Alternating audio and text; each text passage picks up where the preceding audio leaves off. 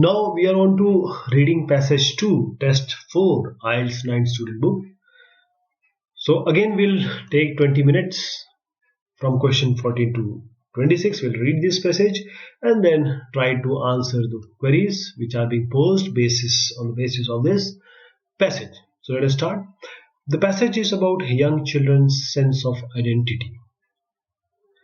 And these are various paragraphs. This is distributed in paragraphs. So first is A. A sense of self develops in young children by degrees. The process can usually be thought of in terms of gradual emergence of two somewhat separate features, the self as a subject and self as an object. William James introduced the distinction in 1892, and the contemporaries of his, such as Charles Cooley, added to the developing debate. Even since then, psychologists have continued building on the theory. According to James, a child first step on the road to self-understanding can be seen as a recognition that he or she exists. This is an aspect of the self that he labeled self as subject, and he gave it various elements. These included an awareness of one's own agency, that is, one's power to act, and an awareness of one's distinctiveness from other people. These features gradually emerge as infants explore their world and interact with caregivers. Cooley 1902 suggested that a sense of the self as subject was primarily concerned with being able to exercise power. He proposed that the earliest example of this are an infant's attempt to control physical objects, such as toys and his or her own limbs. This is followed by attempts to affect the behavior of other people. For example, infants learn that when they cry or smile, someone responds to them. We're coming to C. Another powerful source of information from infants about the effect they can have on the world around them is provided when others mimic them. Many parents spend a lot of time, particularly in the early months, copying their infants' vocalizations and expressions. In addition, young children enjoy looking in mirrors where the movements they can see are dependent upon their own movement. This is not to say that infants recognize the reflection as their own image, that is a later development. However, Lewis and Brooks Gunn suggest that infants developing understanding that the movement they see in the mirror are contingent on their own, leading to growing awareness that they are distinct from other people. This is because they and only they can change the reflection in the mirror. D. This understanding that children gain of themselves as active agents continues to develop in their attempts to cooperate with others in play. Dunn points out that it is in such day-to-day relationships and interactions that the child's understanding of his or herself emerges. Empirical investigation of the self as subject in young children are, however, rather scarce because of the difficulties of communication. Even if young infants can reflect on their experiences, they certainly cannot express their or this aspect of self directly. Now, E. Once children have acquired a certain level of self-awareness, they begin to place themselves in a whole series of categories, which together play such an important part in defining them uniquely as themselves. This second step in the development of full sense of self is what James called the self as object. This has been seen by many to be the aspect of the self which is most influenced by social elements. Since it is made up of social roles such as student, brother, colleague, and characteristics which derive their meaning from comparison or interaction with other people such as trustworthiness, shyness, sporting ability. Cooley and other researchers suggested a close connection between a person's own understanding of their identity and other people's understanding of it. Cooley believed that people build up their sense of identity from the reactions of others to them and from the view they believe others have of them. He called the self as object the looking glass self, since people come to see themselves as they are reflected in others. Mead went even further and saw the self and social world as inextricably bound together. The self is essentially a social structure and it arises in social experience. So it is impossible to conceive of a self arising outside of social experience. Then G. Lewis and Brooke Gunn argued that important a developmental milestone is reached when children become able to recognize themselves visually without the support of seeing contingent movement. This recognition occurs around their second birthday. In one experiment, Lewis and Brooke Gunn dabbed some red powder on the nose of the children who were playing in front of a mirror and then observed how often they touched their nose. Psychologists reason that if the children knew what they usually looked like, they would be surprised by the unusual red mark and would start touching it. On the other hand, they found that the children of 15 to 18 months are generally not able to recognize themselves unless other cues such as movement are present. Then H. Finally, perhaps the most graphic expression of self-awareness in general can be seen in the displays of rage, which are most common from 18 months to 3 years of age.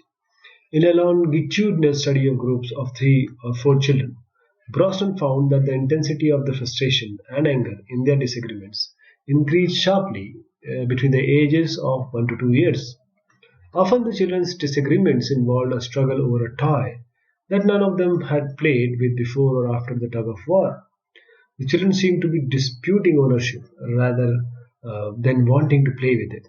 Although it may be less marked in other societies, the link between the sense of self and of ownership is a notable feature of childhood in Western societies. So, as we have read the passage, now let us try and answer 14 to 19. And the reading passage has 8 paragraphs, as we just saw, A to H. Now, which paragraph contains the following information? You need to write the correct letters A to H in box. We'll write it here only. So 14 is an account of the method used by researcher in a particular study. 14. If you see this G1, we are, in this particular passage, Brooke and Gunn, then what researchers are talking about this are mentioned, right? So we'll give G to 14. Then the role of imitation in developing a sense of identity. 15. If you go to C, we see that in this we have, mostly in this paragraph, this imitation content has been talked about, like own image, mimicking, and also some references are given. So what we are going to do, we are going to give C to this 15. 16 is the age at which children can usually identify a static image of themselves. 16, if you see the G again, putting a red powder on the nose and then trying to find out. But most of the kids, they don't understand unless they have some movement involved with them. Movements are present. So we will be, assigning to this 16, we'll be assigning G again, second time G. Because it has been told that you may use any letter more than once. Coming to 17, a reason for the limitations of scientific research into self as subject. A reason for limitation of this. 17th, if you go back to D, you see in this self as an object, and self as a subject is being talked about, and the limitation also. What are the limitations about this self as an object is being talked about. So what we are going to do for this 17, we'll assign this D. Then coming to 18, 18 is reference to a possible link between culture and particular form of behavior. 18th, we go to H.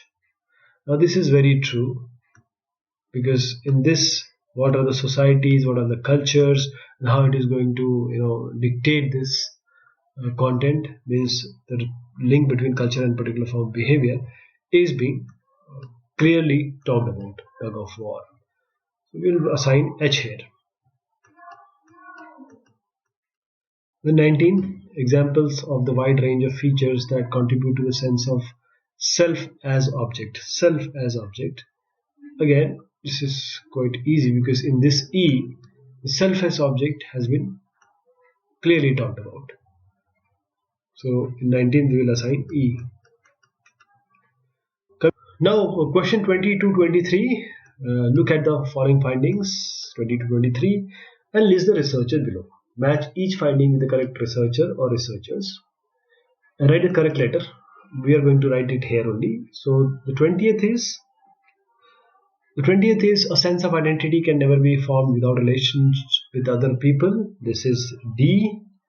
This is 20. Then we have 21. A child's awareness of self is related to the sense of mastery over things and people. 21. We're going to choose this Cooley. Cooley is 21. Then we had a certain age, children's sense of identity leads to aggressive behavior. 22. And that is E. Brosnan. 22. And finally, observing their own reflection contribute to children's self-awareness. 23. And we find that this is Lewis and Brooke Gunn. So this is 23. Okay, 24 to 26. The last lot of the questions. Complete summary below. Choose one word only from the passage for each answer. And we'll write the answers here itself. So first, children come to realize that they can have an effect on the world around them. For example, by handling objects or causing the image to move when they face a dash. What is this? Mirror. They face a mirror.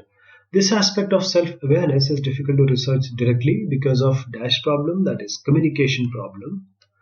Secondly, children start to become aware of how they are viewed by others. One important stage in this process is the visual recognition of themselves, which usually occur when they reach the age of 2. In Western societies, at least, the development of self-awareness is often linked to a sense of ownership and can lead to disputes. So we have seen this reading passage 2, question number 14 to 26, test 4, IELTS 9 student book. Thank you so much. Take care.